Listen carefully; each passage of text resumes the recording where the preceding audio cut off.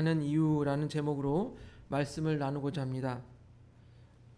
제가 나이가 들면서 좋지 않은 행태가 생겨나는 것 같습니다. 무엇이냐면요, 젊어서는요, 누가 저에게 반말로 이야기해도 그러려니 하고 넘어갔었는데, 이 1살, 2살 나이가 먹다 보니까 누가 반말로 이야기를 하면 무지 기분이 나쁜 것입니다. 나이가 비슷한 사람이 반말을 해보면 더욱더 기분이 나쁜 것이고, 그리고 나이가 저보다 훨씬 많이 보이는 아버지뻘 보이는 사람이 반말로 이야기해도 기분이 나쁜 거예요. 이렇게 사람이라는 것은요, 기본적으로 이 화가 안에 있어요. 화가. 그래서 화가 난다, 그 다음에 화병이 도졌다, 이런 말을 쓰기도 합니다. 그런데 이 화라는 것은요, 자신의 심기를 건드리는 말을 하면 더욱 커지는 것입니다. 예를 들어서요, 저같이 키가 작은 사람에게 누가 이렇게 말을 한다고 생각해 보세요. 너는 왜 키가 그 모양이야? 난쟁이 똥자루 같아. 그러면 기분이 무지 나쁠 것입니다. 그렇습니다. 심기를 건드린다라는 것은 특히 그 사람의 약점을 건드리는 거예요. 대부분의 사람들은요, 자신의 약점 건드리는 것을 무지하게 싫어합니다. 겉으로는 표현을 하지 않아도 속으로 매우 싫어해서 원수 짓는 사람이 있고, 또 겉으로 불같이 화를 내면서 자기의 심기 건드린 것을, 약점 건드린 것을 폭발하는 사람이 있습니다. 이렇게 대부분의 사람들은요, 자신의 약점 건드리는 것을 매우 싫어합니다. 그래서요, 사람들 관계에서 좋은 관계를 유지하려고 하면 그 사람의 약점을 건드리지 않는 지혜가 필요합니다. 그래서 오늘 본문을 보니까요, 그 사람의 약점을 제대로 건드린 사람이 나옵니다. 마치 아픈 곳을 후벼 파듯이 그러한 상황을 벌이는 것이 오늘 본문에 나옵니다. 한번 우리 본문으로 한번 같이 가보겠습니다. 먼저요, 지난주에 우리는요, 압살롬이 4년간 쿠데타를 치밀하게 계획했던 것을 보았습니다. 그래서 쿠데타를 일으켰습니다. 압살롬은요, 이스라엘 백성들의 마음을 자기에게로 향하게 하고 아버지는 미워하게 했습니다. 그래서 이제 압살롬은 헤브론으로 가서 왕이 되었다라고 선포하고 다녔습니다. 그러면 다윗은 어떻게 될까요? 압살롬이 쿠데타를 해서 왕이 되었다고 하니 이제 다윗은 쫓겨나는 신세가 되는 거예요. 궁에서 쫓겨나는 신세가 되는 거예요. 도망쳐야 되는 신세가 된 것입니다. 이런 다윗에게 위기의 상황에 다윗 주변의 사람들 중에는요, 별의별 사람들이 있습니다. 먼저 용병 가드 사람 이떼라는 사람이 있습니다. 용병이었어요. 다윗은요, 그 이떼에게 이렇게 말합니다. 너는 이방인이니 나와 같이 도망해서 떠돌이 신세가 되지 말고 내 동포들을 데리고 내 고향으로 가라. 그렇게 말하지만 가드 사람 이떼는 이렇게 대답을 합니다. 내 주 왕께서 어느 곳에 계시든지 사나 죽으나 종도 그곳에 있겠나이다 하며 다윗에게 충성 맹세를 하면서 의리를 보여줍니다. 그렇습니다. 우리는요, 위기의 순간에 인간성이 드러난다고 해요. 이 가드 사람 이때는요, 위기의 순간에 다윗을 버리지 않고 끝까지 따르는 의리를 보여줍니다. 그 다음 시바라는 사람이 있습니다. 시바는요, 다윗이 요나단의 아들 무비보셋을 섬기라고 한 종이에요. 원래는 사울 왕의 종이었죠. 무비보셋은요, 다윗에게는 정적의 후손입니다. 즉 사울의 후손이죠. 그래서 죽여야 하는 것이 원래 맞아요. 하지만 무비보셋은 누구입니까? 바로 다윗과 요나단에서 그 요나단의 아들이에요. 그래서 다윗은 요나단과 했던 약속, 그리고 요나단과의 우정을 생각해서 그 무비보셋을 불러다가 자신의 아들과 같은 대우를 해주고 있었던 것이에요. 그래서 이 그 사울의 종이었던 이 시바를 데려다가 네가 무비보셋을 섬겨라, 이렇게 했던 거예요. 그런 상황에서 이제 다윗이 압살롬에게 쫓겨나가는 신세가 되자 시바는 그것을 자신의 기회로 삼는 것입니다. 어떤 기회로 삼습니까? 도망하는 다윗 앞에 나타납니다. 어떤 모양으로 나타납니까? 나귀에다가 음식과 여러 가지 필요한 물건들을 싣고 다윗에게 가져옵니다. 다윗이여, 도망하는 길에 이것을 사용하십시오. 마치 다윗을 돕는 모양을 보여줍니다. 그래서 다윗은 야, 그럼 니네 주인 무비보셋은 어디 갔냐? 이렇게 묻는 거예요. 우리 사무엘하 16장 3절을 보겠습니다. 넘겨주세요. 같이 읽습니다. 16장 3절 시작. 왕이 이르되 내 주인의 아들이 어디 있느냐 하니 시바가 왕께 아뢰되 예루살렘에 있는데 그가 말하기를 이스라엘 족속이 오늘 내 아버지의 나라를 내게 돌리리라 하나이다 하는지라. 아멘. 시바는요, 자기의 주인 무비보셋을 모함하고 다윗의 적으로 만들고 있습니다.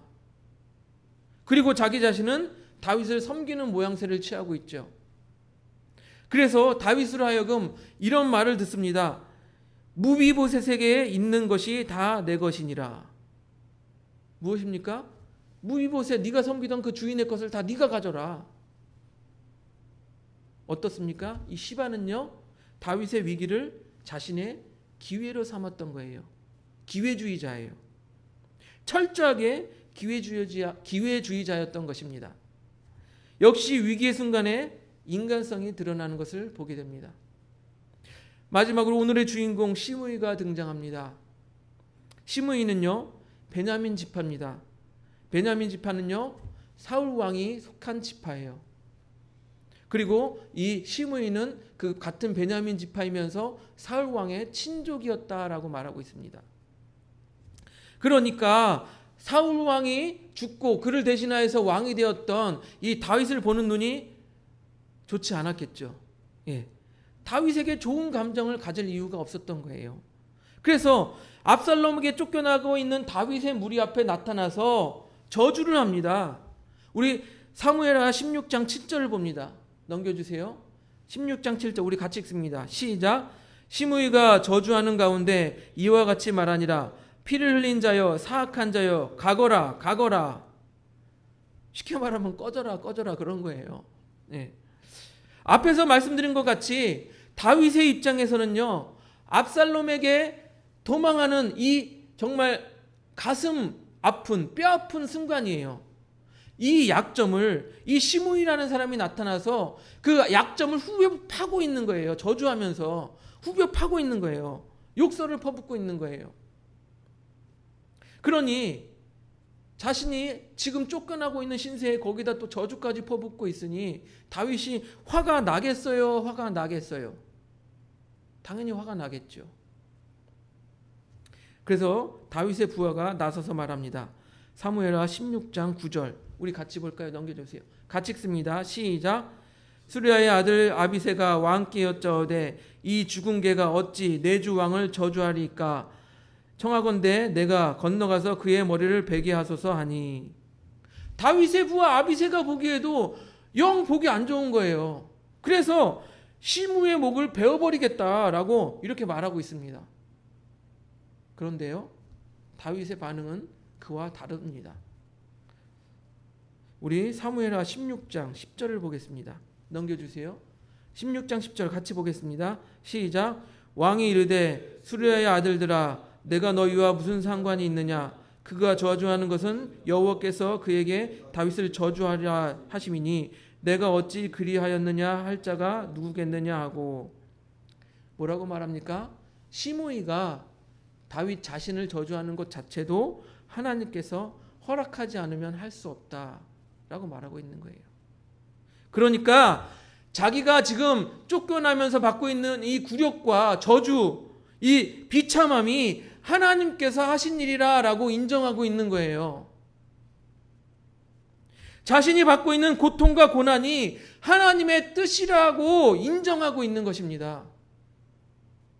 사무엘하 16장 11절을 보세요. 다음 보세요. 같이 읽습니다. 시작. 또 다윗이 아비새와 모든 신하들에게 이르되 내 몸에서 난 아들도 내 생명을 해하려 하거든 하물며 이 베냐민 사람이냐 여호와께서 그에게 명령하신 것이니 그가 저주하게 내버려두라. 하나님께서 명령하신 거리라고 말하고 있습니다. 하나님께서 하신 일이라고 생각하니까 다윗의 마음에 화가 아닌 평안함이 있게 되는 거예요. 시므이가 저주하든지 말든지 내버려 둬라, 그렇게 말하고 있는 거예요. 여러분, 우리가 화를 내는 이유가 무엇일까요? 나에게 저주하고 욕하고 또는 나의 이득을 뺏어가고 또는 나에게 해코지하는 이런 많은 이유들이 우리를 화나게 합니다. 그러나 그 모든 것을 포괄하는 말은 이렇게 정리할 수 있을 거예요. 나의 뜻대로 되지 않기 때문에 화가 난다. 나의 뜻대로 되지 않기 때문에 화가 난다. 나를 좋아해 줘야 되는데 또 나에게 좋은 말만 해주기를 원하는데 그렇게 되지 않으니까 화가 나는 거예요. 내 계획대로 일이 잘 풀려야 되는데 그렇게 되지 않으니까 화가 나는 거예요. 내가 그 일을 통해서 이득을 봐야 되는데 이득을 보지 못하니까 화가 나는 거예요. 어찌 보면요, 모든 일이 내 뜻대로 되지 않기 때문에 우리 속에서 화가 치밀어 올라오는 것입니다. 그런데 오늘 본문을 보니까요, 다윗은 이보다 더 큰 또 더 적극적인 화낼 조건이 나옵니다. 무엇입니까? 시므이라는 사람이 나타나서 지금 안 그래도 도망자 신세, 비참한 신세인데 나타나서 자기를 저주하고 있는 거예요. 당연히 화가 나는 상황입니다. 그리고 다윗은요, 능력이 있었어요. 부활을 시켜서 목을 베어버려라, 그러면 되는 거예요. 그런데 다윗은 그렇게 하지 않습니다. 뭐라고 합니까? 그 모든 것이 하나님의 뜻이다라고 생각하는 거예요. 그렇습니다. 우리가 화를 내지 않을 수 있는 이유는 우리 삶에 일어나는 모든 일들이 하나님의 뜻이다라고 생각하는 그리스도인이기 때문인 거예요. 그렇습니다.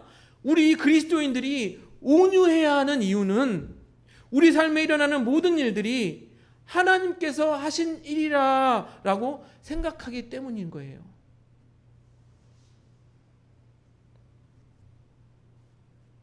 우리의 절대자인 하나님께서 하신 일이기 때문에, 하나님께서 하신 일이라고 생각하기 때문에 화가 나지 않는 것입니다.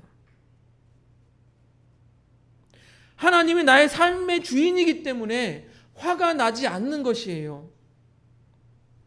예수 그리스도와 함께 내 자신을 십자가에 못 박아 죽였기 때문에 화가 나지 않는 거예요. 반대로 나를 십자가에 못 박아 죽이지 않으면 화가 나죠. 내가 올라오니까 화가 나죠. 우리 욥을 볼까요? 욥은요, 전 재산을 잃었습니다. 자기의 자녀들도 모두 죽어버렸습니다. 그것을 당하고도 이것이 하나님이 하신 일이라 생각하니까 화가 나지 않았어요. 오히려 이런 믿음의 고백을 합니다. 욥기 1장 12절 넘겨주세요. 같이 읽습니다. 시작. 이르되 내가 모태에서 알몸으로 나았사온즉 또한 알몸이 그리로 돌아갈지라. 주신 이도 여호와시오 거두신 이도 여호와시오니 여호와의 이름이 찬송을 받으실지니라 하고. 뭐라고 말합니까? 내가 알몸으로 태어났어. 이제 알몸으로 하나님께 돌아갈 것인데 그까지 집 잃어버린 것, 그까지 재산 잃어버린 것, 그것이 뭔 대수냐? 그렇게 고백하는 거예요. 자녀들을 잃어버린 것 마음 아픕니다. 인간적으로 마음 아파요. 하지만 뭐라고 고백합니까? 주신 이도 여호와시고 취하시는 이도 가져가는 분도 여호와다라고 고백하는 거예요.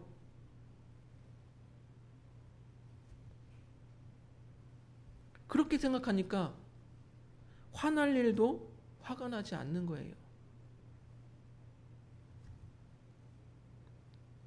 우리 그리스도인이 온유해야 하는 또 다른 이유는 그것이 성령의 열매이기 때문입니다. 갈라디아서 5장 22절 23절을 보니까요. 넘겨주세요. 같이 읽습니다. 시작. 오직 성령의 열매는 사랑과 희락과 화평과 오래 참음과 자비와 양성과 충성과 온유와 절제니 이 같은 것을 금지할 법이 없느니라.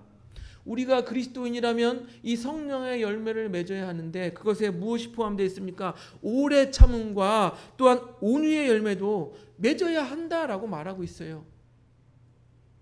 오래 참음과 온유함. 우리 그리스도인이 갖춰야 될 열매예요. 또 갈라디아서 5장 24절은 이렇게 말합니다. 넘겨주세요. 5장 24절 같이 읽습니다. 시작. 그리스도 예수의 사람들은 육체와 함께 그 정욕과 탐심을 십자가에 못 박았느니라. 그리스도인이 정욕과 탐심을 십자가에 못 박지 않기 때문에 계속 화가 나는 거예요. 정욕과 탐심이 나를 지배하고 있어요. 나를 억누르고 있기 때문에, 나를 온전히 지배하고 있기 때문에 자꾸 화가 나요. 그리스도인이 정욕과 탐심을 십자가에 못 박아버리면 화가 나지 않는 거예요. 화가 날 일이 없는 거예요. 내가 십자가에 죽었는데 왜 화가 나요?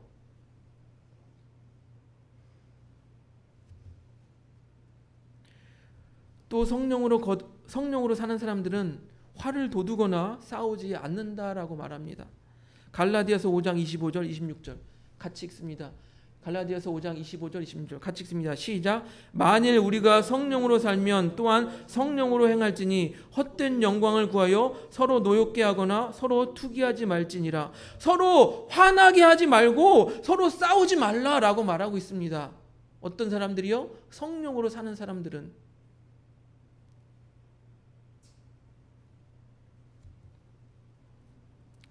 사랑하는 성도 여러분, 우리가 살아가면서 화나는 일이 참 많죠. 화나는 일이 참 많습니다. 저도 그렇습니다. 하지만 우리가 그리스도인으로서 화를 내지 않고 온유해야 하는 이유가 있습니다. 우리는요, 우리 삶에 일어나는 모든 일들이 하나님께서 하신 일이라고 생각하는 사람들이기 때문이에요. 하나님께서 하신 일에 대하여 우리가 왜 화를 냅니까? 하나님께서 하신 일에 대하여 우리가 어떻게 화를 낼 수가 있습니까? 우리가 화를 낸다는 것은요, 하나님께서 하신 일이라고 생각하지 않기 때문이에요. 하나님을 우리의 삶의 주관자, 온전한 주인이라고 생각하지 않기 때문에 화가 나는 거예요. 거기에 하나 더하여 우리의 정욕과 탐심을 십자가에 못 박지 않았기 때문에 화가 나는 것입니다. 다윗은요, 자신을 저주하는 시므이를 보고도 화를 내지 않았어요. 뭐라고 생각했습니까? 그것도 하나님께서 하신 일이다라고 생각했어요. 그리고 그 이후에 모든 일도 하나님께 맡기는 믿음을 보여줍니다. 하나님께 맡기는 거예요. 우리 사무엘하 16장 12절을 봅니다. 16장 12절 우리 같이 읽습니다. 시작. 혹시 여호와께서 나의 원통함을 감찰하시리니 오늘 그 저주 때문에 여호와께서 선으로 내게 갚아주시리라 하고, 하나님께서 나의 원통함도 알아주실 것이고 결국에는 나를 선한 길로 인도할 거라는 그러한 믿음이 다윗에게 있었던 거예요. 그렇기 때문에 화내지 않고 온유할 수 있었던 것입니다. 사랑하는 성도 여러분, 우리 모두 그리스도인답게 화내지 아니하고 온유한 삶을 사시는 우리 그 사람께 성도님들이 되시기를 주님의 이름으로 축복드립니다.